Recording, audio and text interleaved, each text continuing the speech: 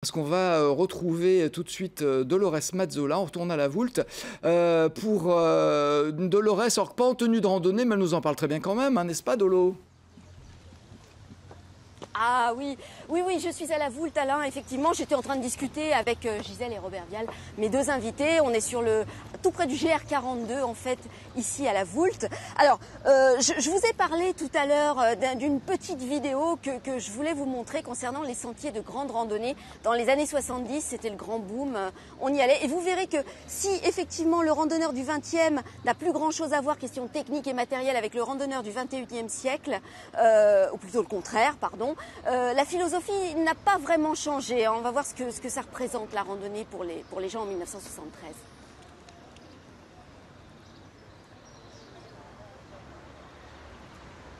Pas le retour.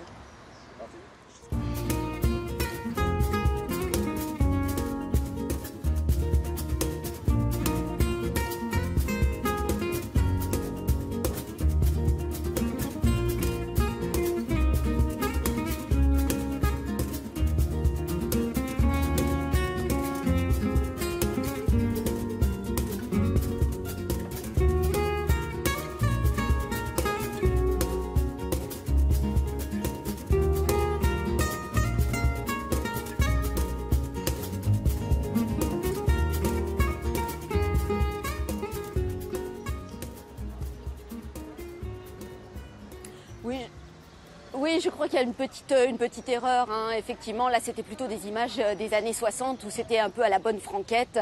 Alors, on va revenir avec mes invités pour faire un petit point justement sur le randonneur du 21e siècle. Qu'est-ce qu'il a de différent par rapport au randonneur du 20e siècle, Robert? Disons qu'il est un peu moins rustique. Hein, un peu plus équipé aussi. Un peu plus équipé. Le matériel est quand même a beaucoup évolué et on peut se permettre Les sacs à dos sont plus légers. Beaucoup plus légers qu'avant.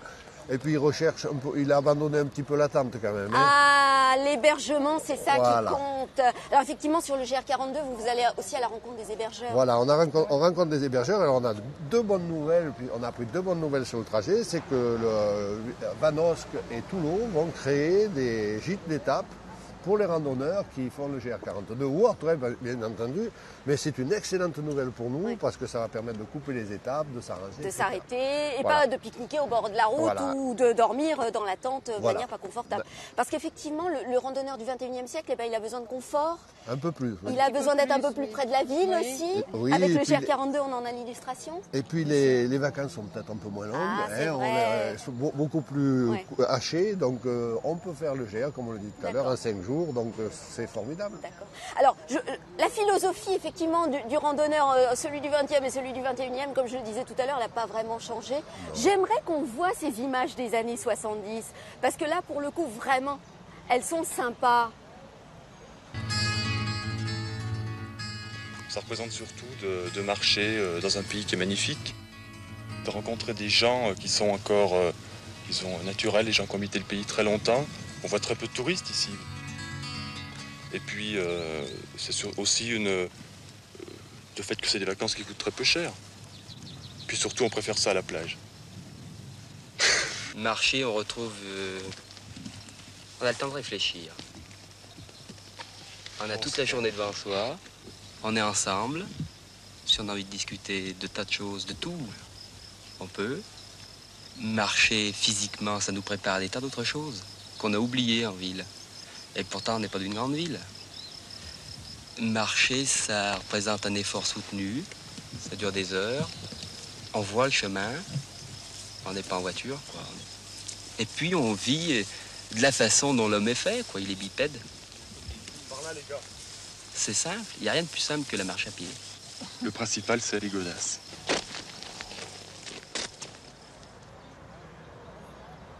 Alors, le principal, c'est les godasses. C'est ce que dit le sujet. Bien Vous êtes d'accord, depuis 1973, c'est toujours vrai? Oui, elles ont beaucoup évolué, elles sont beaucoup plus légères, elles sont parfois imperméables. Parfois, oui, parce que la pluie, c'est quand même l'ennemi du randonneur. Voilà. Hein. Ça, c'est on est notre d'accord. grande ennemie. marcher les pieds mouillés, c'est jamais très C'est jamais agréable. très bon au risque. Oui, Voilà. oui, oui, Alors, vous le disiez tout à l'heure, Gisèle, effectivement, moi je préfère le soleil hein, plutôt que la pluie en marchant. Alors, moi j'étais intriguée par ce petit accessoire là. Expliquez-nous.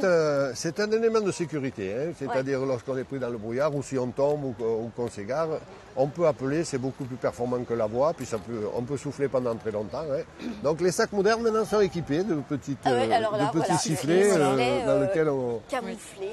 Voilà, qui sont camouflés. Et puis vous pouvez boire aussi comme ça, pas besoin donc, boire, c'est important quand on marche, hein, se déshydrater, c'est un des accidents. De le remettre, c'est toujours fatigant. Alors, ces étapes, elles vont continuer tout à l'heure, là, dès la fin de l'émission. Vous repartez, vous êtes entouré de personnes qui vont vous suivre, vous accompagner. Vous avez des gens qui arrivent à toutes les étapes. À chaque étape, on a des gens de club. Là, ces messieurs dames descendent des boutières spécialement pour nous. Donc, je pense que les 700 mètres de dénivelé ne vont pas leur poser de problème. Oui. Ils ont l'habitude. Et ça va être un bon moment de partage et de discussion. Convivialité dans la nature, avec des amis. On a beaucoup de choses à se dire, échanger les itinéraires, ce qu'on a fait, etc. Oui, parce que le GR42 croise aussi d'autres chemins de grande randonnée. C'est un excellent moyen de rejoindre le chemin d'Arles de Compostelle qui est très en vogue. Il y a le chemin du Puy, mais il y a aussi le chemin d'Arles. Et on peut descendre du nord de la France ou de l'Europe jusqu'à Saint-Gilles et prendre le chemin d'Arles et rejoindre Compostelle. Il me souhaite à vous rester bon fin de parcours, bonne arrivée à la mer le 18 mai.